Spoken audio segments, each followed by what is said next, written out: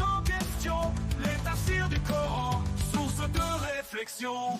Feu les Kajaya, lion de l'Atlas, Février en lutte, leur courage s'entasse. Méthodeur, RR, stratégie affûtée, contre l'obscurantisme, il reste éveillé.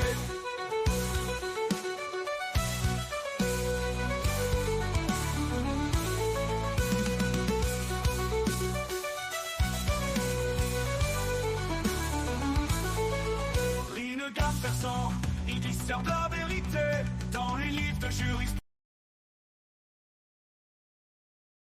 Salut, salut. On a une personne, on peut démarrer. Je voulais pas démarrer Salut. ça. Ça va? Oui, très bien. Et toi? Oui, oui, très bien aussi. Ah ben Quoi de neuf? super. Si, ben tranquille. J'arrivais pas à dormir, donc je me suis dit, bon, voilà, samedi soir, peut-être qu'il y a des gens qui seraient intéressés par un petit live. Donc j'ai envoyé le lien et t'as débarqué, donc super. Donc Oui, On a en Sherazade fait, avec j'ai vu nous. sur un groupe, Oui. donc du coup, je me suis dit: «Ah, bon, bah, c'est cool». On a Vivi aussi avec nous. Donc salut à vous Ah, deux. salut Vivi. C'est mon Salut, pote Vivi. salut Sherazade. Ça va? Ça va et toi?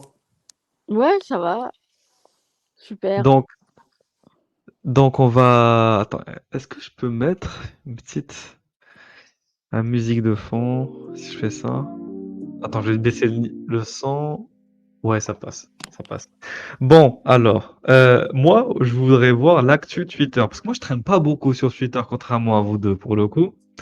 Et j'étais en train de scroller un peu l'actualité par rapport aux différents comptes auxquels j'étais abonné, et je me rends compte que Twitter, c'est quand même une pépite. Voilà. Il y a beaucoup de choses Ah, mais c'est qui vraiment se une relaient pépite. dessus. En fait, le problème Il y de a à Twitter, boire et c'est à certains. manger, comme on dit. Voilà. En fait, le problème de Twitter, c'est certains spaces qui sont très ennuyeux, mais, mais par rapport à tout ce qui défile en termes de fil d'actualité, pour le coup, c'est riche, c'est riche. Il y a beaucoup de choses à développer dessus. Et je suis tombé sur quelques actus sur lesquels on pourrait réagir. Donc, c'est parti. Donc, ça, c'est un tweet de Florence Bergeau-Blaclair. Donc, apparemment, en Iran, une femme qui est passée en soutien-gorge et en petite culotte devant la police de la moralité. Voilà. Donc, on va regarder ce qui s'est passé.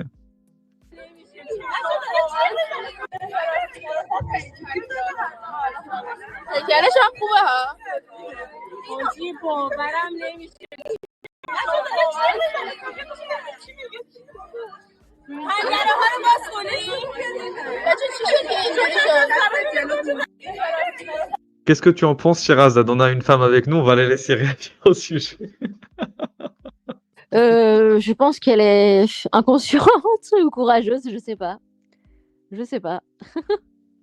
Moi, je le ferais Ben, pas. Moi, j'oserais pas le faire, en tout cas. Mais bon, pour mettre le...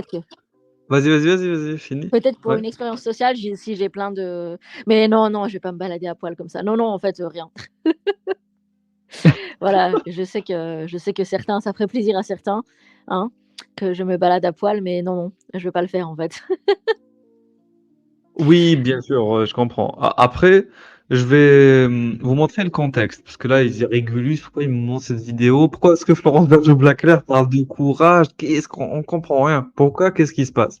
Bah, le but, c'est quand même de recontextualiser, comme aiment bien dire les musulmans, les actions à une époque et un endroit précis. Voilà.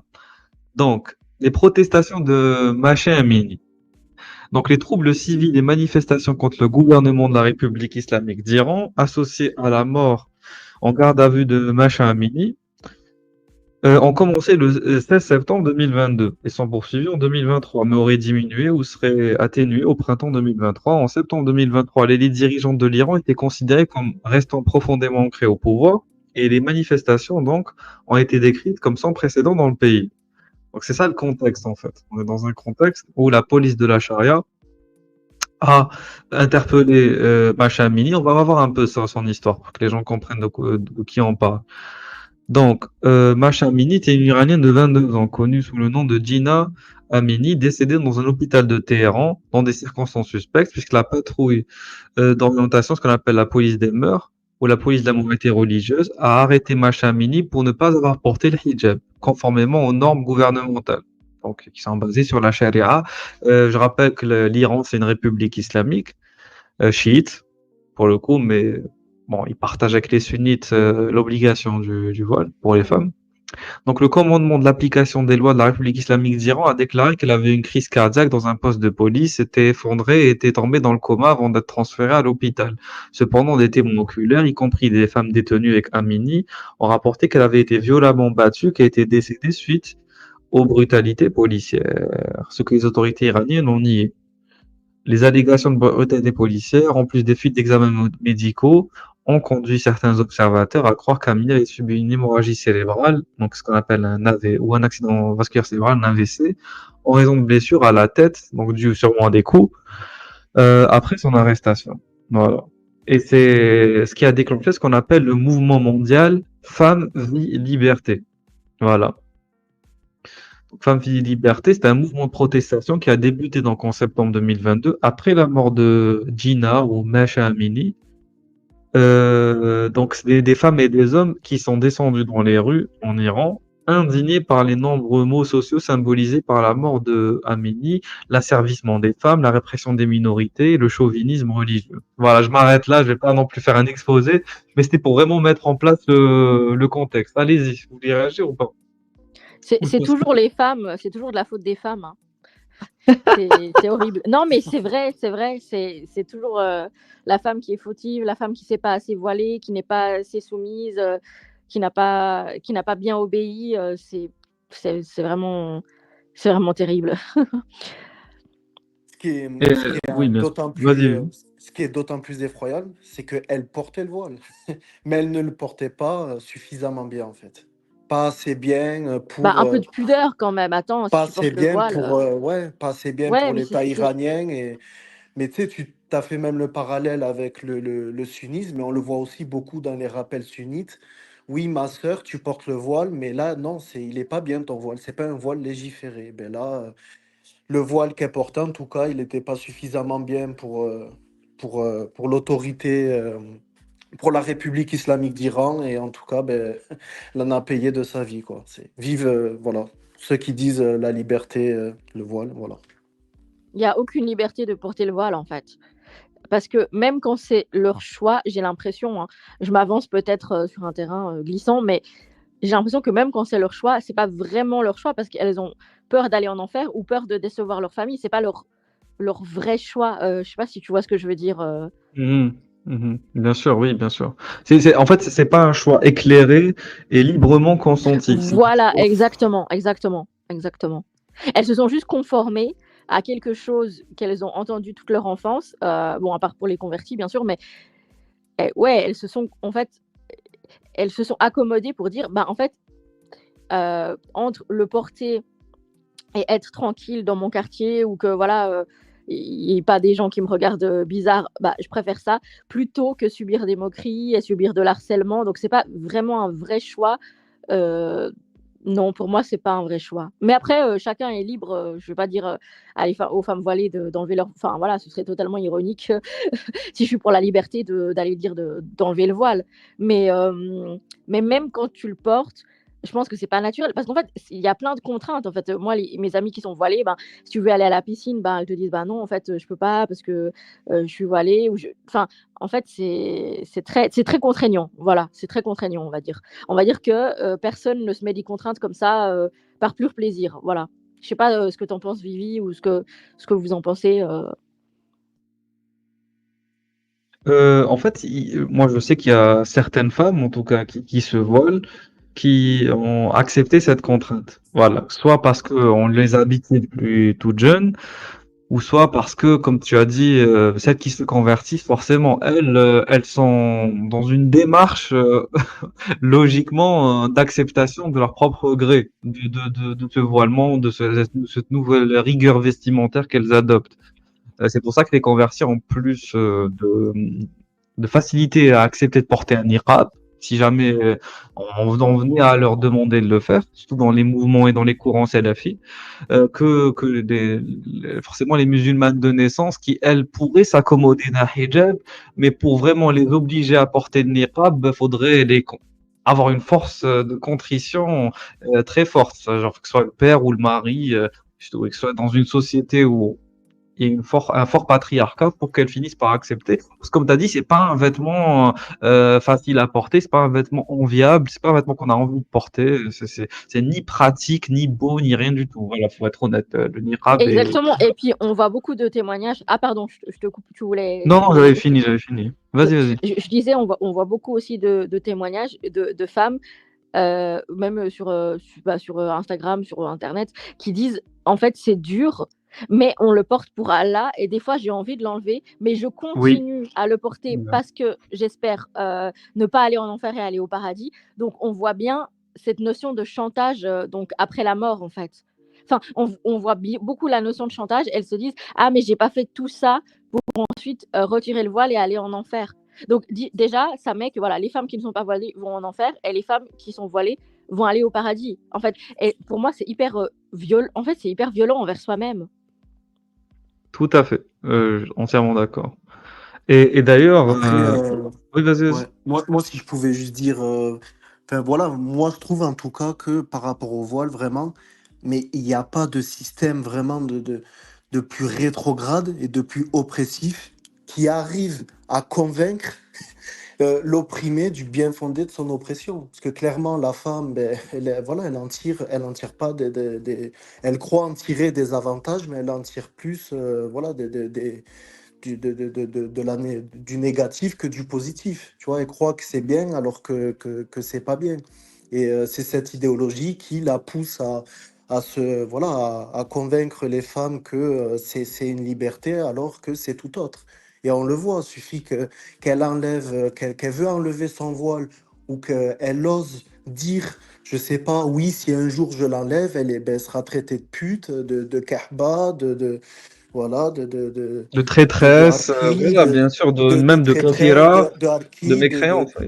Bien sûr, et bien moi, sûr. voilà, tu peux pas dire c'est une liberté si le simple fait voilà, de parler, de l'enlever ou même d'y penser, tu es traité comme la pire des moins que rien, quoi. C'est pas possible. Exactement.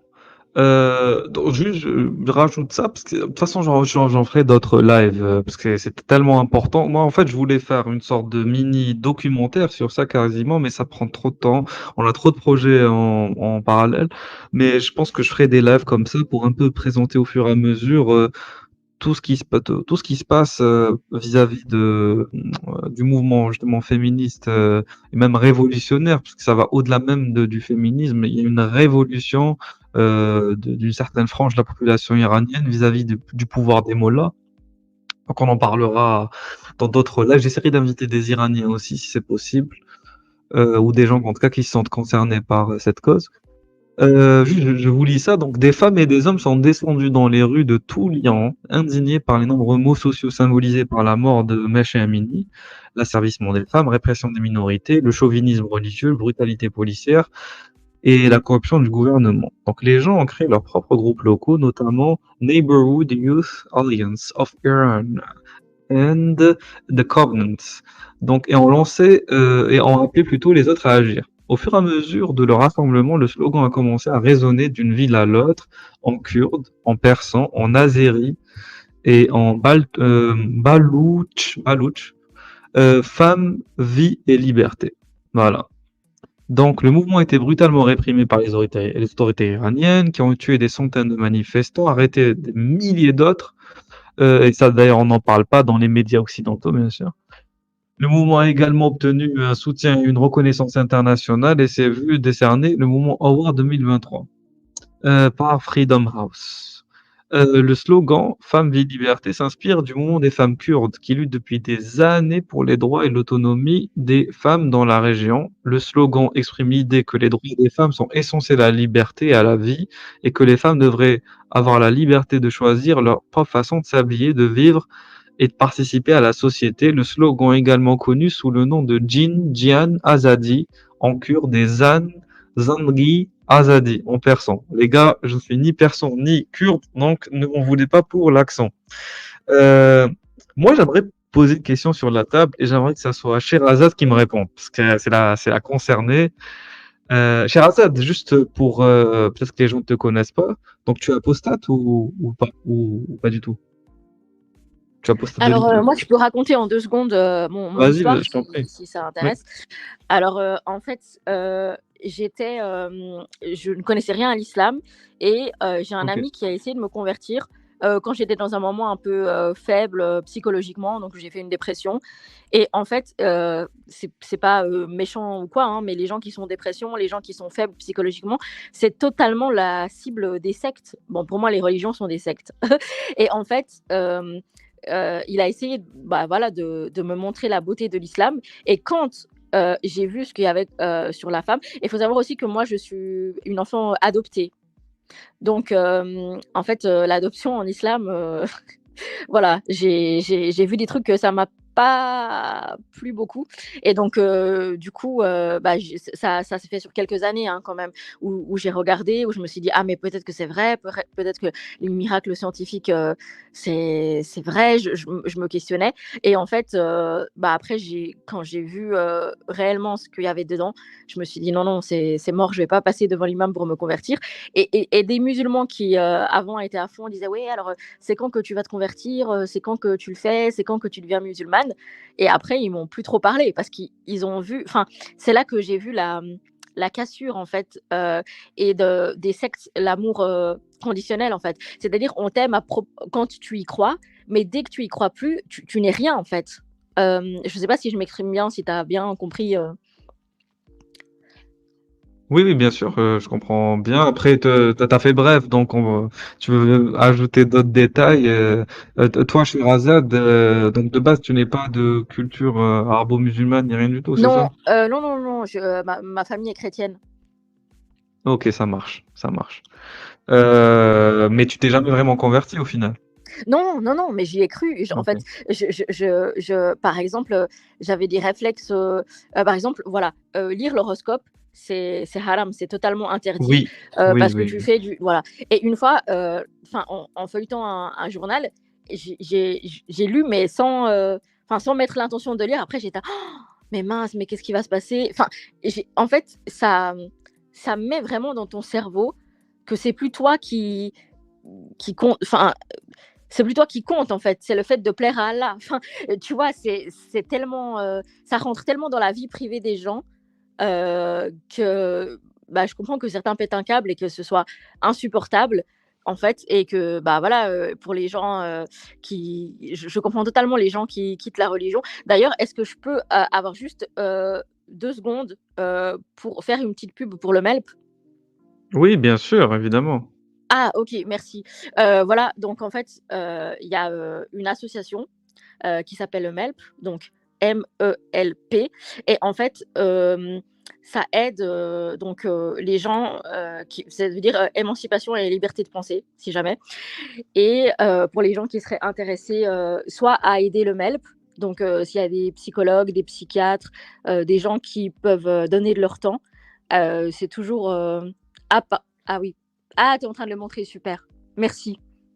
De rien, c'est normal. Merci. Oui, oui, je fais chaque fois un peu dans les lives une petite publicité. Désolée, c'est relou, mais, Non, en non, fait, au je contraire.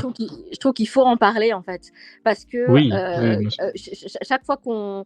Bah, d'ailleurs, si tu voudras bien mettre le lien en dessous de la vidéo. Oui, euh, oui, je le ferai. Ah, merci, c'est gentil. Parce qu'en fait, ouais, je vais déjà vers Bébert, Chana pour leur demander ça. Mais en fait, j'ai l'impression que c'est que comme ça, en tout cas au début, les gens ne savent pas, et certains musulmans, bon, dont on est musulmans, ne savent même pas que c'est possible de quitter l'islam, en fait.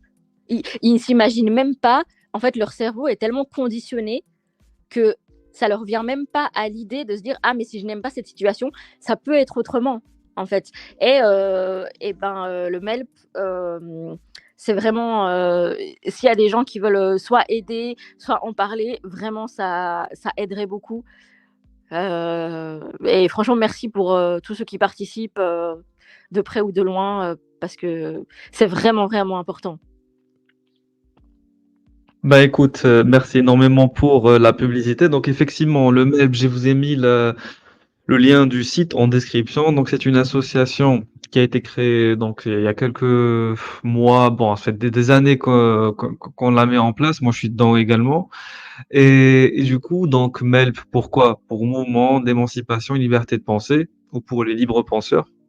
En tout cas, donc elle permet donc d'accueillir des personnes qui sont par exemple en détresse morale, donc il y a un accompagnement psychologique, voire financière, aussi administratif pour des gens qui voudraient faire des CV, etc., écrire des lettres de motivation. Et voilà.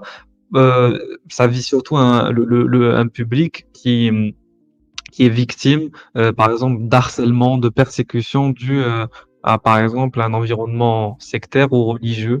Ça peut être des gens qui viennent de familles de témoins de Jéhovah, mormons, comme musulmans, même comme juifs d'ailleurs, orthodoxes, ultra-orthodoxes, donc qui se sentent obligés, par exemple, de suivre un mode de vie qui ne leur convient pas. Donc l'association permet de les accompagner dans leur émancipation. Elle permet aussi d'accompagner certains critiques, voilà, des différentes religions ou d'idéologies sectaires, et leur permet d'être une plateforme, on va dire, de repli, d'alternative pour exprimer leurs idées du mieux qu'on peut. Voilà, en tout cas, nous dans l'association, on débute. On n'est pas encore optimal dans tout ce qu'on peut faire, mais on a pour vocation à faire mieux durant les prochaines années et on compte sur vous Et à aider d'ailleurs plein de pour, personnes. oui, bien sûr, à aider plein de personnes. On compte sur vous pour adhérer. Donc, n'hésitez pas à faire un don pour ceux qui veulent et n'hésitez pas à devenir adhérent et vous recevrez des newsletters et vous serez au courant de tout ce qui se fait mensuellement, annuellement. On est en train de tout faire pour ça. Voilà. En tout cas, on en fera un live spécial MELP avec des membres du MELP. Et je t'inviterai aussi chez Razal, parce que t'as l'air actif dans les lives, donc je pense que tu pourras. Parce qu'il y a des gens qui sont un peu timides, tu sais, de parler, voilà, de prendre la parole. Toi, t'as l'air à l'aise avec ça, donc c'est super. Ah oui, Voilà. oui, si c'est pour parler du MELP, en fait, c'est tellement important. Je suis pas quelqu'un de timide. Enfin, en fait, je fais des spaces moi aussi sur X. Donc, en fait, ça va, je sais à peu près m'exprimer correctement. Et en fait, oui, je monte des fois dans des lives pour faire des pubs pour MELP parce que je trouve ça tellement important. En fait, donc merci de m'avoir laissé la place pour parler de ça parce que c'est réellement important et ça peut vraiment aider des gens. Et de plus en plus, je pense. En fait, c'est ça. Oui, bien sûr, bien sûr. De toute façon, le MELP a pour vocation, déjà, à aider des gens, a vocation pour aider de plus en plus de personnes dans le futur. Et on est déjà en train d'accompagner plusieurs personnes qui souffrent justement de persécutions, d'harcèlement, d'insultes et tout, dans des démarches administratives et judiciaires, pour le coup. Et on a besoin aussi de votre soutien, que ce soit même moral ou financier, et également de compétences. Je lance donc un appel. S'il y a des psychologues parmi vous, des juristes, des travailleurs sociaux, voilà, des journalistes, etc., etc., des designers, voilà, on a besoin de toutes les compétences à disposition pour améliorer donc l'association et pour permettre qu'elle soit la mieux développée possible. Voilà. Donc on compte sur vous tous ici présents qui nous écoutez en rediffusion aussi puisque la vidéo sera en rediff. Donc voilà, merci beaucoup de nous soutenir. Allez, on continue. Merci. Ah, de rien, c'est normal. Je suis dans l'association quand même, donc ce serait bizarre que je fasse pas la promotion. C'est juste des fois, moi, Excuse-moi, j'oublie. on m'entend bien Oui, là? vas-y. Oui, on t'entend. Ah ben voilà, c'était juste pour savoir. Par rapport au micro, j'ai pas l'habitude. Bon, mais vas-y, c'est Non, parti. non, non, t'inquiète. Il y a un truc sur lequel je suis tombé juste tout à l'heure. Ah oui, désolé. Juste, du coup, je pose une question à Sherazade. Donc, Sherazade, je te pose une question. Ça, c'est un truc sur lequel on échange souvent avec d'autres apostats. Moi, je veux avoir ton avis. Est-ce que pour toi, voter une loi, tu sais, anti-hijab pour les majeurs, je précise, parce qu'il y a divergence sur mineurs et majeurs, en France, bien sûr, je parle de la France, je parle pas de l'Algérie ou de la Tunisie, c'est une bonne idée ou pas pour toi? Voilà, parce qu'il y a des gens qui sont pour Il y a des gens qui sont contre. Au nom de la liberté, au nom de la sécurité, chacun ses arguments. Bah, Toi, c'est ça, c'est quoi ta c'est que position? porter le voile, ça reste une liberté ou Ok. enfin, je me verrais mal en fait, moi qui lutte pour la liberté, je me verrais mal aller dire à des femmes comment s'habiller et de ne pas porter si elles ont envie de le porter ou si elles en ont besoin. Parce que c'est toujours un conditionnement, en fait. La femme qui veut porter le voile même à 14 ans, comme j'en connais, hein, et qui, elle, veut porter le voile, elle est parce que, en fait, c'est l'image que sa famille lui a donnée de la femme bien, de la femme qu'il faut être. Donc en fait, je suis qui moi pour aller dire ah bah non en fait ta famille a tort, tu ne devrais pas, tu devrais être libre. Je peux pas en fait. Donc j'ai vraiment pas de réponse à cette question en fait. Parce que d'un côté oui c'est une autorité, c'est de l'autorité religieuse et ben je trouve qu'il faut protéger les femmes, mais de l'autre côté l'interdire, je trouverais que bah, ça rentre quand même, en contradiction avec la liberté. Je sais pas. Franchement, je j'ai pas de réponse à ta question, désolée. Non, non, mais Je saurais pas. c'est déjà ta position en fait. Donc il y a pas. Et toi, tu fais pas de distinction entre les mineurs et les majeurs. Alors, pour les mineurs, alors c'est sûr que je suis, pour l'interdiction, de porter le voile pour les enfin, je trouve que Ok. c'est enfin, quand je me balade dans la rue ou, je vois des petites filles, il y a même sur Instagram des fois des vidéos, mode où il y a des bébés, elles leur font porter le voile et puis elles disent: «Oh c'est trop mignon». Mais, moi vraiment je suis ça me rend triste en fait. Parce que la personne, la femme, victime de ça, elle va toujours penser que si les hommes la regardent, c'est de sa faute. Que c'est toujours, c'est ce que je disais avant d'ailleurs, ça remet toujours toute la faute sur les femmes, en fait. Et c'est une religion qui est extrêmement, extrêmement misogyne, sexiste, violente et surtout envers les femmes, même s'il y a aussi, de la violence envers les hommes. Mais c'est vraiment, enfin les femmes qui se convertissent et qui défendent cette religion, ça me fait vraiment mal au cœur. C'est bon voilà, on s'éloigne du sujet, mais non, alors, pour le voile, pour les mineurs, non, je suis pas d'accord. Ok, super. Non, non, y a pas. Moi, je voulais avoir ton avis. Je voulais pas lancer un débat. Dans les commentaires, pour ceux qui voient la vidéo, dans les commentaires, je vous invite à donner votre avis aussi sur la question que j'ai lancée, pour avoir un retour sur tout ça. Voilà, moi, je suis curieux de savoir ce que vous en pensez. Moi, personnellement, si je te rejoindrais, du coup, je serais du même avis que le tien, parce que je considère que, comme ce qu'on a vu en Iran avec la jeune fille qui est pour moi imprudente, mais on pourrait dire aussi courageuse d'un certain côté, mais quand même imprudente, comme tu as dit, voilà, de faire ça. Mais je comprends la démarche derrière. Tu sais, le problème, c'est que quand tu mets trop de contraintes, trop d'interdictions sur un groupe de personnes ou sur des individus, ils vont essayer de tout faire pour lutter contre. Donc, si jamais on commence à interdire le voile à tout le monde, donc tu auras peut-être des mouvements, voilà, extrêmes qui vont commencer à porter des niqabs en masse, peut-être, et ça va devenir très problématique d'un point de vue de l'ordre public, tu vois, parce que Exactement, ça va être un objet voilà, de révolte, en fait, voilà, un tout objet de à fait. Après, rébellion. après, faut quand même mentionner que en Iran, il y a aussi cette rébellion, non pas uniquement parce que le voile est imposé et obligatoire, mais surtout parce que si voilà, tu te libères, enfin voilà, tu prends l'initiative de vouloir l'enlever ou tu le portes pas assez bien, tu subis de la torture, tu es mis à mort, alors qu'en France, le niqab, ben, tu le portes pas, tu prends une amende, et encore. Mais au Ah oui, moins, oui, c'est pas comme ça, mais ouais. au moins, il y a le message derrière, qui est que voilà, dans nos pays, voilà, des droits de l'homme, voilà, des valeurs en tout cas de nos pays, on n'a pas à accepter un habit où voilà, il y a le message, voilà, on le sait, hein, le voile, voilà, c'est la ségrégation, c'est ce qui sépare la femme libre de l'esclave, etc. Et je pense peut-être, après moi, je ne suis pas aussi tranché, tu vois, que certains qui disent il faut interdire parce qu'il faut voir l'impact qu'il y a derrière. En revanche, Tu vois, l'interdire aussi, ça peut faire passer un message, de dire on n'a pas accepté ça dans notre pays et non, je suis Et ça peut désolé. protéger beaucoup de femmes, hein.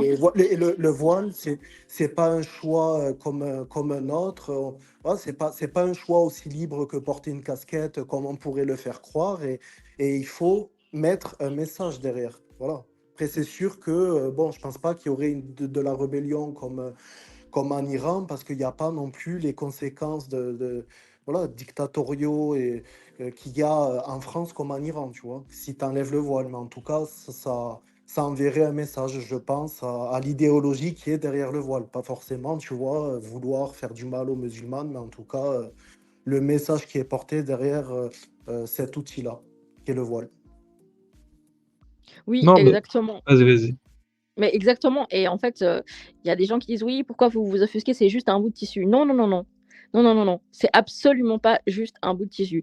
C'est un bout de tissu que tu n'as pas le droit, par exemple, de porter un jour le voile et puis, le lendemain, ne plus le porter. En fait, c'est vraiment une obligation. En fait, une fois que tu le portes, c'est vraiment une obligation, et une oppression. Et je pense que l'interdire, ce serait aussi protéger certaines femmes qui sont contraintes, en fait.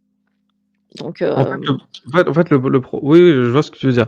En fait, le problème, c'est que ça, c'est un argument pour ceux qui voudraient l'interdire. C'est la notion de genre protéger des femmes qui sont contraintes. Mais du coup, pour moi, cet argument, il fonctionne très bien pour les mineurs, parce que les mineurs, justement, sont sous la tutelle de leurs parents ou d'un tuteur légal, et donc du coup, voilà, on leur en interdisant à leurs parents de voiler leurs filles de force, on les protège d'un voilement forcé.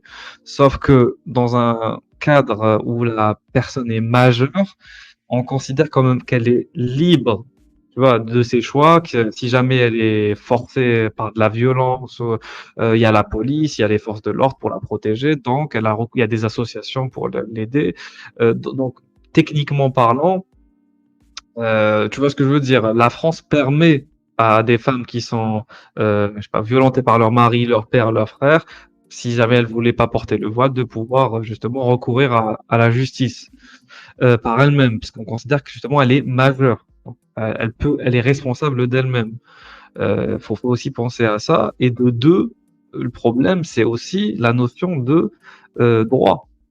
Tu vois, les droits individuels, si on commence à interdire aux gens de se voiler en toutes circonstances, parce que moi, par exemple, j'ai aimé la mesure de Bruno Attal d'interdire les abbayas et les qamis, vous savez, donc les tenues arabo-islamiques, donc dans les écoles. Moi, j'ai aimé, parce que à l'école, les tenues ostentatoires religieuses n'ont rien à faire. Je suis d'accord. Dans ce cadre-là, faut être ferme tout ce qui est institutionnel. Par contre, c'est comme si une magistrate commençait à porter un niqab ou un hijab. Pour moi, ça n'aurait pas de sens. Par contre, dans la rue, dans l'espace public, commencer à interdire le voile, ça commencerait vraiment à remettre en question la notion même de droit. Voilà, à porter un vêtement. Et sous quel prétexte on commencerait à l'interdire? Le niqab, on l'a interdit sous deux raisons de mémoire. La raison, c'était la sécurité, parce qu'on devait voir le visage de la personne. Et la deuxième raison, c'était la raison qu'a donnée Vivi. C'est que le niqab, on a statué dessus que c'était un vêtement qui, pour le coup, était contre la valeur qui est dans la devise républicaine française, égalité entre les hommes et les femmes, égalité entre toutes les ethnies, etc. Donc on pouvait pas permettre des femmes de porter une niqab, voilà, en France. Par contre, aller jusqu'à interdire le hijab, ça c'est pour moi ça c'est une limite qu'on ne devrait pas franchir. Après, bon, le débat est ouvert. Moi, je vous laisse commenter dans le live. Alors, on va passer à, à ça. Allez. Donc ça, j'ai vu ce tweet tout à l'heure. Donc c'est Mohamed Najad. Je sais pas exactement qui c'est ce mec. Je pense il se prétend comme un professeur ou peut-être comme un expert de quelque chose, parce qu'apparemment, il répond à un tweet d'un jeune qui fait une récitation d'une sourate. Il a dit ma récitation de la sourate ad-Duha pour les hasanat. Je ne sais pas si vous le savez, en islam, quand on récite une sourate, on gagne des bons points, ce qu'on appelle les hasanat auprès de Dieu. Et c'est si on a beaucoup de bons points, on rentre au paradis. Si on a beaucoup de mauvais points, ce qu'on appelle les sayyi'at, on rentre en enfer. C'est très facile. C'est un système comptable le jour du jugement Sauf que dernier. toi, tu vois jamais ton compte. C'est Allah qui gère ton compte et tu vois C'est jamais ça. combien t'as en Je, négatif et je- je combien me, t'as en je plus. me souviens, moi, C'est ça. quand je venais de me convertir, pour vraiment m'inciter, tu vois, à lire le Coran, on me disait, mais euh, une, euh, une lettre, en fait, même un mot, voilà, c'est des hasanats, c'est des récompenses et surtout, voilà, tu augmentes les chances d'aller au paradis et tu plais à Allah. Donc, en fait, et sans difficulté, en fait. Donc, il y a aussi il y a le fait de réciter, ouais, le fait de lire. Tu sais, je me souviens, moi, on m'incitait beaucoup enfin, on m'incitait, ça me faisait le rappel, tu vois. Il disait, voilà, chaque lettre que tu lis, voilà, voilà, du Coran, de la parole d'Allah, c'est une récompense des hasanat. Donc là, Oui, tu et es puis là, même si tu... tu lis ton Coran, mais voilà, en disant aussi, ben, c'est cool, voilà. Je prends des récompenses sans me faire chier, voilà. Oui, ou alors moi, ce que j'ai fait, bon, maintenant j'en ai un peu honte, hein, mais on s'en fout, on est entre nous. En fait, il y avait des copines à moi qui s'intéressaient aussi quand je me suis intéressée à l'islam. Et à deux de mes copines, je leur ai offert un Coran. Et en fait, on m'a dit, oui, en fait, toutes les lettres, chaque fois qu'elles vont lire le Coran, ça va être des SNL pour toi.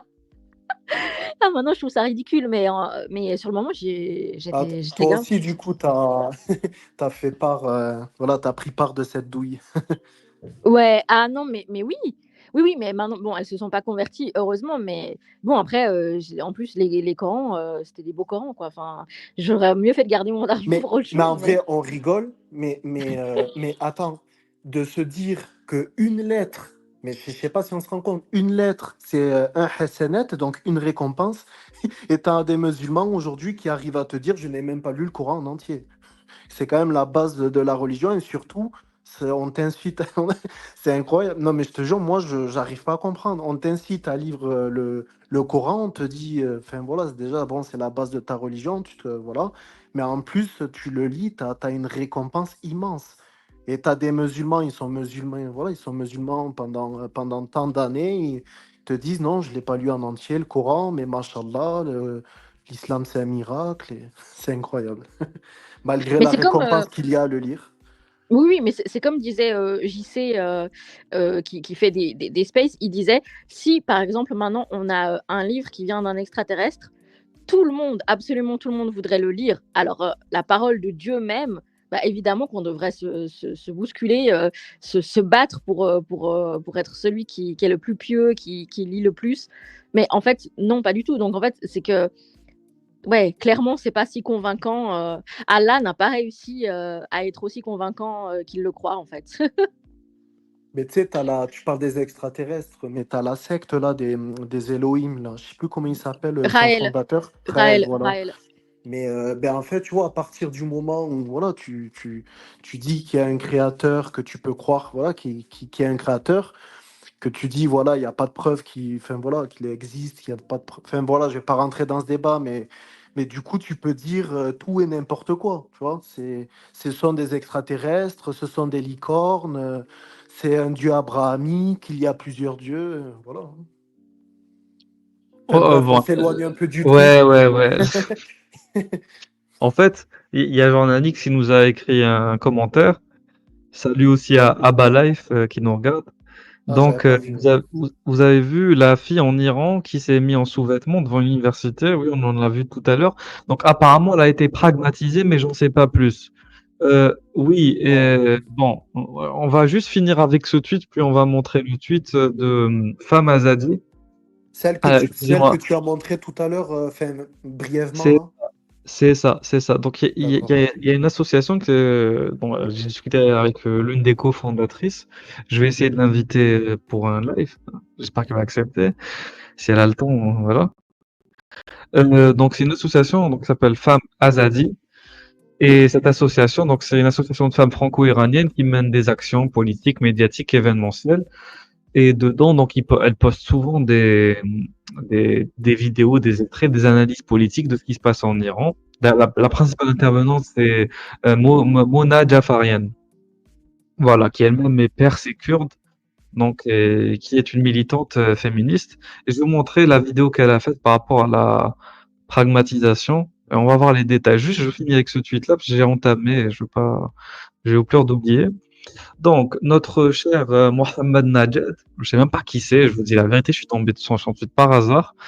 Donc, il y a un jeune qui s'appelle Elias. Ce Elias, donc, il récite Surat al-Duha pour les hasanat, comme on l'a dit. Donc, réciter des versets du Coran ou des sourates du Coran rapporte beaucoup de hasanat. Il y a même des sourates qui rapportent plus que d'autres. Voilà, pour le coup, sachez-le. Si vous voulez réciter surtout la bonne journée au bon moment, voilà. Bon, passons. Un jour, on fera un live sur ça si vous voulez. En tout cas, je vais vous montrer ce qu'il a récité. Ok, on y va. سجى ما ودعك ربك وما قلى وللآخرة خير لك من الأولى ولسوف يعطيك ربك فترضى. Voilà, bon, il a récité, vous voyez un peu en quoi ça consiste. Il a récité Surat Duha. Et notre cher Mohamed Najat lui dit, si tu souhaitais, ah donc souhaiter, c'est pas, il a conjugué avec un vous, non, c'est pas du tout à la deuxième personne du pluriel, mais c'est pas grave. Donc si tu souhaitais réellement te faire corriger, tu réciterais d'abord sur un enseignant qualifié et tu ne partagerais pas ta. Donc en gros, qu'est-ce qu'il aurait dû faire? Il aurait dû mettre en audio un vrai récitateur, un bon récitateur qualifié, et lui réciter au-dessus de lui. Tu sais, c'est comme, je sais pas, moi je prends un chanteur des Beatles pour les gens qui aiment bien, et voilà, et je chante par-dessus lui pour un peu comparer, ok? Donc lui il dit t'aurais dû faire ça, et tu ne partagerais pas ta récitation publiquement. Ignorance ou pure hypocrisie? Ignorance pure ou hypocrisie? Ah, donc là, soit il le traite de con, je suis désolé, mais c'est ça, soit d'hypocrite. Dans les deux cas, c'est insultant. Donc à l'unanimité des savants. Donc là, le mec il sort de son petit chapeau là, qui porte sur cette photo, un consensus. Voilà, l'unanimité des savants. Cette récitation t'apporte des péchés. Donc clairement là, il lui dit, ce que tu viens de réciter pour l'avoir publié sur Twitter, t'as des péchés. Voilà, directement, sans pitié. Et dans les commentaires, regardez ce qu'on voit. Donc regardez ce qu'il dit. Je tiens à rappeler que je continuerai à être dur envers toute personne qui salit le Coran par le partage d'une récitation pleine d'erreurs. Mon devoir Ah oui, est d'éliminer. Oui, vas-y. moi je lui ai répondu d'ailleurs.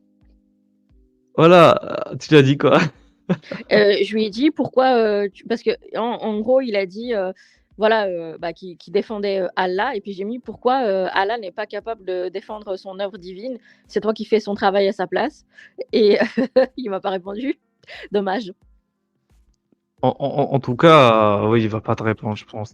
Mais en tout cas, moi, ça me fait rire parce que le Coran lui-même, comment dire, a été retrouvé dans ses manuscrits les plus anciens avec plein d'erreurs. Bon, je sais pas si vous avez déjà vu, allez tous chercher ce qu'on appelle les manuscrits de Sanaa, voilà, de Oui, Sanaa au Yémen. des Et ces ma- palimpsestes.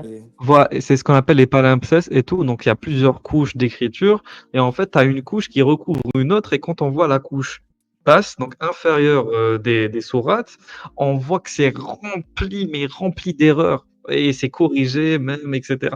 Donc, donc le Coran est voué à, on va dire, quand on étudie le Coran, que ce soit à travers la récitation, à travers l'écriture, on est voué à faire des erreurs. On n'a pas le choix. On peut pas directement savoir bien réciter ou savoir bien rédiger le Coran. Ok, les versets. Donc franchement, là pour ça, là, il est en train d'accabler un jeune qui tente de réciter le Coran et est en train de le dégoûter de la récitation. En fait, c'est à cause de gens comme Mais, lui que les gens se dégoûtent même du si, Coran. et tu sais, Bravo, Mohamed, t'es très fort. même si la récitation, elle était, même si le Coran, parce que là, carrément, on touche ouais, à l'authenticité du Coran. Si, voilà, Mhm. de facto, tu peux que voilà, le réciter de manière erronée. C'est quand tu regardes les manuscrits de Sanaa, voilà, Mhm. t'as pas que de. Enfin, voilà, le Coran actuel n'est pas celui d'hier. On a des feuillets aussi de Birmingham, mais en tout cas, celui de Sanaa, c'est le Coran, en tout cas, je pense, le plus complet et le plus ancien qu'on a pu retrouver. Comme tu as dit, voilà, il y a des mots manquants, il y a des palimpsestes. Donc en fait, ça n'existe pas une récitation où il n'y a pas d'erreur. Et même si en fait on part du postulat que voilà, et le Coran était parfait et que effectivement ce frère-là, cette personne, ce musulman voilà, a mal récité, mais en fait il y a une façon de faire le rappel. Moi, c'est clairement de la médisance qu'il fait. Comme tu as dit, tu vois, il a deux doigts de le traiter d'hypocrite. En plus, voilà, devant tout le monde, il l'humilie. Il y a des façons de faire. Et moi, tu vois, normalement, tu sais, quand tu fais un rappel, tu vas voir la personne, tu lui dis, mais ça s'applique partout. C'est pas dans l'islam, c'est partout. Tu vas voir la personne en privé, tu lui dis, écoute, surtout, c'est dans la religion, quand c'est censé être une religion, voilà, d'amour, ton frère, tu l'aimes comme toi-même, t'espères pour ton frère ce que t'espères pour toi-même, et tu vas le voir en privé, tu dis, écoute, là, frère, ta récitation, elle est pas bonne, je peux t'aider à mieux réciter, ou au pire supprime pour pas égarer les gens, etc. Enfin, d'abord, tu l'exhortes en privé, chose que je pense il n'a pas dû faire. Et tu sais, même moi, j'ai une anecdote de ça. Je me souviens, un jour, je suis parti à la mosquée, voilà, prier. Et tu sais, j'avais un camis et un djellaba, il était légèrement court, enfin, légèrement trop court. Mais il était, tu vois, il était assez long pour prier. Mais tu sais, quand j'étais assis, il était un peu court. On voyait légèrement mes jambes, tu vois, mais c'était léger. Et le gars, il me dit vraiment devant tout le monde, regarde, il a pas crié, tu vois, mais il a dit c'est haram, tu vois, on était de la mosquée le vendredi, et j'étais choqué, j'étais avec un pote à moi, d'ailleurs, je lui ai dit après, et il m'a dit oui, bon, laisse tomber et tout, moi ça me choquait, tu vois, je sais pas, on est là, et en fait, ça, on le voit partout. Donc moi, je l'ai subi à la mosquée, il me disait oui, ton camis, après il me disait c'était le ramadan, tu vois, moi je mettais du muscle, il me disait c'est haram. Bon, j'ai vu, tu vois, c'est Bah, la vie. Déjà, c'est faux. Donc, ta bah non, gueule, c'est c'est faux. faux. Ce que j'allais te dire, c'est faux. Le muscle qui se Déjà, vend à la sortie des voilà, voilà. mosquées, Non, mais il est quand? déjà, ta gueule, c'est faux. Et même si c'est vrai, tu me le dis dans l'oreille, tu sais, tu le dis pas devant tout le monde pour Bah, t'humilier, quoi. ouais, et si Et c'est ça, tu sincère, le vois, rappel, il se fait regarde, en privé. je l'ai vécu à la. Ça se fait, tu vois, je l'ai vécu moi-même à la mosquée, mais là, on le voit sur les réseaux, partout, partout. Les mecs, ils se font des. Je te dis, les musulmans, enfin, certains musulmans, là où ils sont le plus médisants, c'est entre eux. C'est vraiment entre eux, quoi. Oui, oui, c'est vrai. Voilà, de Ça, c'est vrai. l'humiliation. Et moi, franchement, là, quand je l'avais pas vu, ce tweet, mais tu me montres ce tweet, y T'as a la aucune rage, la bienveillance. Vivi. Je t'ai jamais entendu parler autant de ma vie. T'as la rage. Ah, j'aime. Non, mais je te jure, ça me faisait penser à. J'avais des flashs, tu sais, je disais, mais attends, ça me fait penser à. J'avais une anecdote aussi, mais. Non, mais tu vois, il y a des manières de. Oui, non, t'as raison. Non, Parce que là, moi, tu sais, ça, même s'il avait raison, je te jure, ça s'apparente à la médisance déjà, tu vois. oui. C'est Mais, un très grand péché, la médisance. Salut, Rassoul. mais salut à tous, bonsoir. Salut. Salut. Bon, moi, j'interviens, je suis venu vraiment en cours de route. Mais en gros, on a un Arif là qui reprend quelqu'un sur le tajwid, c'est ça? Oui, il le fait d'une manière horrible, en vrai. Voilà. Oui. C'est- Moi, ah, ce que je trouve horrible, ça faudrait le dire à ce Arif muslim, c'est que vous avez Hafs al-Asim, vous avez Nafi', etc. On ne rentre pas dans les détails. On pourrait, hein, parce qu'on en a la capacité. Mais qui, eux, vont s'insulter, mais 1000 fois plus fort pour savoir c'est vrai. quelles lectures vont être bonnes. Alors, au lieu d'aller faire son petit djihad intellectuel avec l'idjihad, des portes fermées depuis plus de 1500 ans, ce serait bien qu'il commence à voir les insultes qu'il y a eu chez les autres. Parce qu'aujourd'hui, on ne sait pas prononcer le Coran et on ne sait pas quelle est la bonne prononciation du Coran. Et on ne le saura jamais. Voilà. Voilà. C'est quand même assez incroyable que, ouais, il y a plusieurs prononciations, quoi. Après, on peut partir dans cette longue Oui, oui, oui. discussion, mais c'est incroyable, tu vois. On fera on en consacrera un live spécial pour ça, mais moi, je voulais juste lire un peu les réactions, parce que je me suis dit, moi, j'aurais été musulman, j'aurais aussi mal réagi vis-à-vis des propos du monsieur. Je sais même pas si c'est un shir ou pas. Parce qu'en général, quand on est savant, vous savez, on met toujours dans sa bio Twitter, on est savant, voilà. Lui, apparemment, il n'a rien mis. Donc, je me contente de dire que c'est juste un lambda. Donc, Hurayra al-Gharib qui dit sur quoi tu parles des péchés, l'ostentation ou les fautes de tajwid? Car si cela est sur les fautes, comment expliquer que l'un des plus grands faqih de l'époque des salafs avait du mal à prononcer certaines lettres? Il aurait dû ainsi. Donc faqih, c'est un jurisconsulte ou un professionnel de la loi, un docteur de la loi. Aurait dû ainsi ne pas réciter le Coran. Et lui dit non, réciter le Coran pour soi est différent de le réciter pour d'autres. Ne compare pas notre époque à celle des salafs. Oui, bien sûr. Ils n'arrêtent pas de faire ça tout le temps, de comparer notre époque à celle des salafs. Les salafs, pour ceux qui comprennent pas ce que ça veut dire, c'est les pieux prédécesseurs, ceux qui ont vécu les trois premières générations après la mort de Momo. Vas-y, Rassou. Ben, mais réciter le Coran est différent pour l'un ou pour l'autre. Bon, la réponse, elle n'est pas très bonne. Dieu fait révéler les versets pour qu'on puisse l'adorer après. Donc, qu'on puisse le dire à haute voix ou non à haute voix, ce qui est important, c'est le manque d'adoration de la part d'Allah. Donc, il faut bien savoir réciter.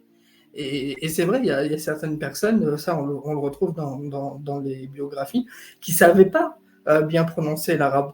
Quand ils prononçaient les noms des villes, ils disaient avec les lettres en arabe, et certains les reprenaient en disant ben là, c'était peut-être pas un temps, mais un temps, pas un D emphatique, un T emphatique, ou des choses comme ça. C'était un vrai merdier. Vraiment, ça a été n'importe quoi. Mais par contre, quand on récite le Coran, normalement, on le récite pour Dieu, on ne le récite pas pour soi, puisque c'est Dieu qui a besoin d'être adoré. En tout cas, là, c'est pourquoi je vous ai ramené ce tweet. Vous allez me dire, Régulus, c'est rien, genre, ça remet pas en question la véracité de l'islam, mais un événement comme ça. Oui, c'est vrai qu'en soi, ça remet pas en question la véracité de l'islam, même si ça ouvre des portes, comme a dit Vivi, vers des sujets très controversés, comme les différentes récitations. Mais moi, ce que je voulais pointer, d'ailleurs, c'est pas que Sherazade a réagi, et c'est ça quand t'as envie de réagir quand tu vois quelqu'un faire ça, c'est la manière dont les religieux se traitent entre eux. D'ailleurs, le témoignage de Vivi confirme ce que je dis. On n'a pas envie d'appartenir à votre communauté, les gars. Sérieusement. On n'a pas envie d'être. Moi, j'ai pas envie d'être votre frère. Comment tu t'appelles déjà? Mohamed Najed, j'ai pas envie d'être ton frère. Toi, peut-être aussi que t'as pas envie que je sois ton frère, et tant mieux, tant mieux. On se rejette mutuellement. Mais, mais franchement, normalement, l'islam doit appelle à la paix, appelle à la douceur. Dans les, parce que vous savez, Allah, il a 99 noms et plusieurs attributs. Il y en a qui disent 7, il y en a qui disent 13, il y en a qui disent 24. Bon. En tout cas, Allah a des noms qui renvoient à la gentillesse, à la douceur, en tout cas, voilà, à la bonté. Mais je retrouve pas du tout ça chez beaucoup de croyants. Beaucoup de croyants sont durs, sont fermes, sont dans la méchanceté, dans la médisance. C'est pas comme ça que vous allez attirer les gens, honnêtement, hein, à votre religion. Et faire revenir aussi des gens comme moi, par exemple. Voilà, je voulais réagir, je sais pas, chez AZ. Non. Oui. J'ai réagir pas entendu en fait, ça bug. J'ai pas entendu Ça- ce que t'as dit en dernier. C'est moi qui. Je bug, les gars, ou pas? Non, tu veux pas, moi 5 sur 5. Je t'ai bien Non, entendu c'est aussi. moi Ouais, alors il y a un problème chez moi. Non, c'est pas grave, t'inquiète. On va passer à notre sujet. Je voulais juste, c'est vraiment anecdotique. J'ai pas par contre la rêve du verset en tête, mais Allah en plus il a bien dit soyez durs envers les mécréants et soyez miséricordieux, enfin doux entre vous. Et eux en fait Exactement. ils sont Exactement. durs envers les mécréants, mais aussi envers eux. C'est ça. C'est ça. Mais c'est la sourate 48, verset 29, celle-ci elle est importante, très importante, Oui, parce oui. qu'elle c'est Mohammed le prophète, le message de Dieu, et ceux qui sont avec lui sont durs envers les mécréants, miséricordieux entre eux. Il m'a fait rire, Jordan X 99. Non, c'est bien la preuve qu'il est gentil. Ah ouais, Jordan X, il est excellent. Il aurait pu mettre 1000, il aurait pu faire 1000 noms, hein. Il aurait pu faire 1000 noms, mais il s'arrête à 99. Franchement, il a été Moi, Quelle gentil. miséricorde. Bah, c'est comme les prières, hein. C'est comme les prières. Oui, En fait, à voilà. chaque fois, il a baissé Le le nombre nombre de de prières. prières. Mais, Ouais. mais Donc, ça pourquoi pas prouve quand ça? même. comme, Pourquoi un- pas comme, ça? Pourquoi pas comme, ça? comme Parce que le prophète, avec ses nombres pairs, impairs, etc., ça aurait pu le perturber. 99 et pas 100. Oui, bah, faut que ce soit un père. Tu C'est sais, c'est comme la quand t'as promo. des tocs, C'est c'est. ça. En fait, c'est comme la promo dans les magasins de vêtements. Quand ils te mettent 99, faut y mettre un chiffre rond. Ça attire l'œil. Ça te donne envie d'acheter. Tu te dis, ah, je fais une affaire. Voilà, c'est. Ah, bah, c'est un prix psychologique, oui. 29. Bah Si oui, tu vois 29, 99 c'est au lieu ça. de 30, vraiment psychologiquement, tu vas dire, ah, bah, ça va, c'est que 29, 80. C'est même pas 30 balles. Et en fait, C'est ils se montrent. ça. Exactement. Alors, Jordanix, tu n'as pas je pris ton voulais, tempo. Oui, vas-y. ouais, je voulais parce que tu disais, Allah, il a de beaux noms, etc. Et donc, c'est tout beau, etc. Mais ce frère, Ahouel Muslim, il correspond aussi à certains noms d'Allah. Parce que Allah, c'est le contraignant. Oui, C'est, oui, oui, oui, c'est vrai. Et en ça fait, fait, il a des noms contradictoires, t'as raison. bien Il a des noms sûr. C'est aussi l'arrogant. C'est aussi le dominateur irrésistible, El Hazar. C'est le Oui, vengeur. C'est celui qui oui, c'est humilie. vrai. C'est celui qui Oui, nuit. aussi. Aussi, Voilà. oui. Donc, L'orgueilleux. c'est ça. Donc, machallah, ce frère, il correspond absolument à Merci. ça. C'est très bien. Excellent. Merci l'akh al-Karim. En tout cas, donc, on va reprendre sur l'affaire de la jeune femme en Iran, donc, qui s'est baladée donc, en sous-vêtements. On va essayer de comprendre pourquoi. Donc, dans le tweet de l'association Femmes Azadi, donc Mona Jafarian dit aujourd'hui à Téhéran, Téhéran c'est la capitale de l'Iran, si je ne me trompe pas, une jeune femme a été agressée, battue et emmenée par les forces de répression de la République islamique d'Iran. Les témoignages rapportent qu'elle se faisait harceler par des Basiji. Et qu'en signe de protestation, dans un geste de désespoir, elle a enlevé ses vêtements et a marché sur le campus en sous-vêtements. Quatre hommes, donc voilà le contexte. C'est pas juste elle a enlevé en sortant de chez elle. Quatre hommes sont venus l'arrêter, l'ont battue, sa tête a cogné un poteau et elle saignait abondamment quand ils l'ont mise de force dans leur véhicule. Soyez sa voix et celle du peuple iranien et qui subit quotidiennement la barbarie du régime des mollahs. Donc nous, on est sa voix aujourd'hui, on relaie cette vidéo. Donc voilà, on va écouter ce que Mouna Jafarian nous dit. Depuis maintenant plus de 2 ans, nous menons sans relâche une guerre contre la République islamique pour alerter sur les exactions, les viols, les crimes, les emprisonnements, les coups de fouet, les pendaisons qui sont commises quotidiennement en Iran. Aujourd'hui, à l'université Azad de Téhéran, une jeune femme a été embarquée par les milices terroristes et barbares de la République islamique d'Iran. Les premiers témoignages des étudiants sur place indiquent que cette jeune femme était en train de se faire harceler par les forces Basij, qui sont les forces de répression de la République islamique, parce qu'elle portait mal son voile. En signe de protestation, mais aussi de désespoir, elle va enlever tous ses vêtements et se mettre en sous-vêtements, et elle va se mettre à marcher ainsi à l'extérieur de l'université. Les témoignages indiquent que 4 membres de la République islamique l'ont arrêtée, l'ont sévèrement battue devant tout le monde, que sa tête a cogné un poteau et qu'elle a commencé à saigner abondamment. Elle saignait tellement que le sang a recouvert les pneus de la voiture qui l'a emmenée. Tout ce que je vous demande, c'est de partager cette vidéo pour que les gens sachent que chaque jour, chaque minute, chaque heure, la République islamique est en train d'oppresser des femmes, des hommes et des enfants qui sont en train de se battre contre l'islamisme, contre l'obscurantisme et contre le terrorisme. Ne les oubliez pas, soyez leur voix. Donc voilà. Voilà, soyez leur voix. Donc effectivement, c'est ça le problème, c'est que on a du mal des fois à avoir des informations sur ce qui se passe là-bas et heureusement qu'on a des vidéos qui arrivent à nous à fuiter, donc à nous parvenir. Et merci beaucoup à l'association Femmes Azadi de relayer ce genre Depuis maintenant plus de excuse-moi, ce genre voilà, d'événements, sinon on ne serait pas du tout au courant. Qu'est-ce que vous en pensez? C'était quand ça? Le tweet, il a été fait aujourd'hui, enfin le 2 novembre, là on est le 3, mais Oui, voilà, d'accord. c'était aujourd'hui. Ouais. C'est récent, oui. Voilà. Donc, on passe, bon, parce que personne ne va réagir spécialement. Donc, je fais la promotion du Twitter de Femmes Azadi, donc n'hésitez pas à aller vous abonner. Donc, n'hésitez pas aussi à adhérer à l'association pour ceux qui veulent adhérer.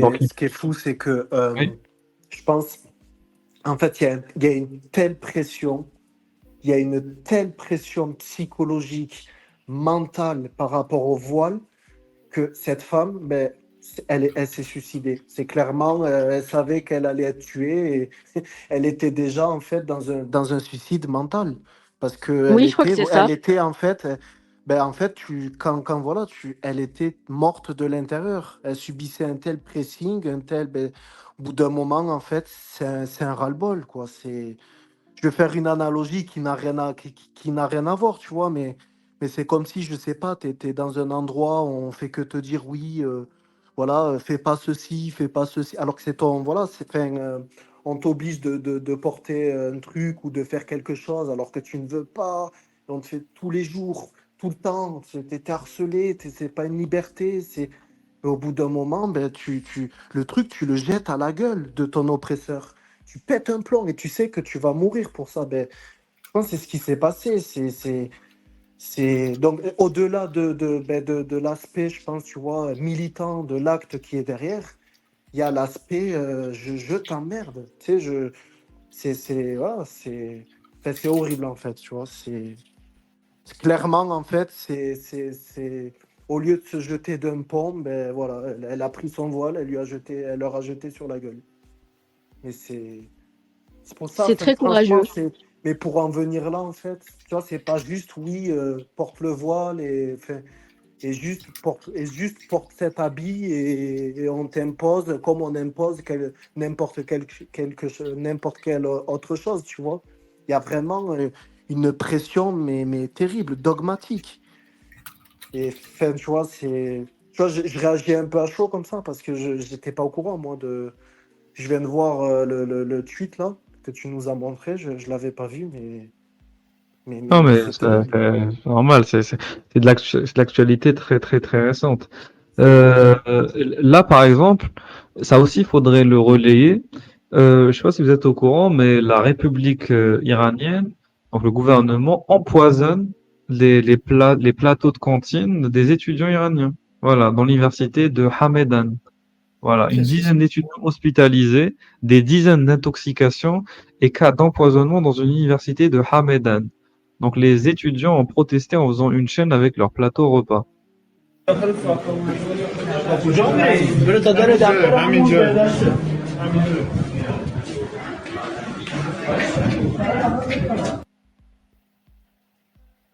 Les étudiants ont fait une chaîne avec leur plateau repas pour dénoncer.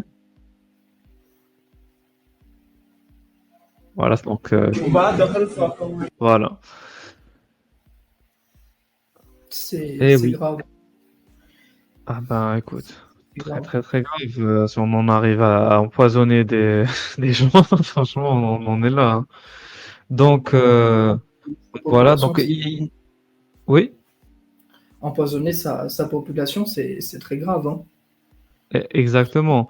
Donc les premières images de l'étudiante arrêtée et battue aujourd'hui, elle a été harcelée par les Bassidis, pour ceux qui savent pas ce que c'est, voilà, donc c'est écrit ici, c'est les forces de répression de la République islamique. Voilà. Donc C'est c'est l'équivalent de la Hizba, donc la police islamique. Et en protestation, c'est mise en sous-vêtements dans un geste de résistance et de désespoir, comme a dit Vivi, puisque oui, on atteint le désespoir quand on en arrive là. Voilà. Mon Dieu, ils la mettent dans la voiture. C'est empoisonner sa population. Ça me fait un peu repenser, tu Voilà. vois, au C'est site. la- Au site یا خدا یا خدا دارم میگن تو ماشین میکنن دارن تو ماشینش میکنن Donc c'est vraiment comme si ils étaient en train de la kidnapper en fait. Donc tu m'as dit quoi? Ouais, je te disais, ça me faisait un peu penser, tu sais, aux chiites, alaouites, là.